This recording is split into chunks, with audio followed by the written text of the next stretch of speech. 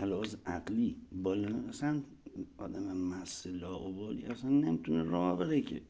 این عرفان و حکمت اینا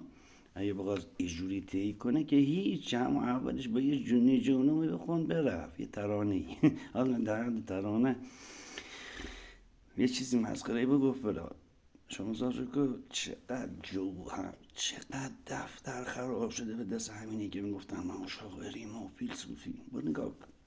اونایی که میدونن اونایی که نمیدونن خب چند هزار تا اونجا داره دیوان گل گرفته کسی اصلا نگاه نمیکنه نه که صد سواد کسی پایین نه خیلی جا اونجایی که ارجاع بود چی از جور و اینا کار نه از 3000 سال پیش خیلی هاش اصلا اومده بالا گل گرفته اصلا نی هیچی توش نبوده چرت پرت چرت شاب نه الکل خورده بودن اون موقع عرق ارزایی ویسکی اینا اما شو لندن پیدا کنی شما ولی واقعا اگه بخی حقیقت بدونی بعضی هم نه این نبوده ولی اون چیزی که وصلش کرده بوده حقیقتا خیلی بالاتر ایچه ها بوده یعنی شورشش منتهی به ایچه ها نبوده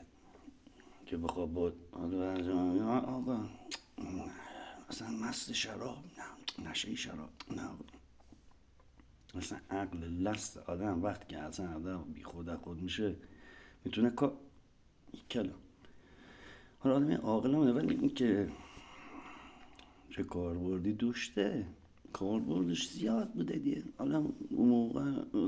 موقع با این موقع بعضی هاش خیلی فرق نمیکنه این موقع یه چیز نمیگن یه چیزی ده چه به نیکی چه به بدی چه به عقایدی چه به حسابا در اعتراض نقد حالا وارد هم نیست ما نظر یه چیزی دیگه یه نظر من چون تو یه حدی میدونی یه چیزی میگه سوء استفاده میده من خود چند میشه این درسته مگه اون باز دوباره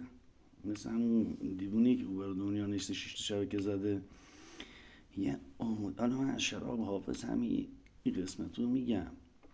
دی این ایش هم که از من برم در کن هم دی این ای که داره ما نمیدونیم اون دی این ای که میرن در میکنن استخون که میگه چی حالا دی این ایش چی در اصلا استخون هم که در کنی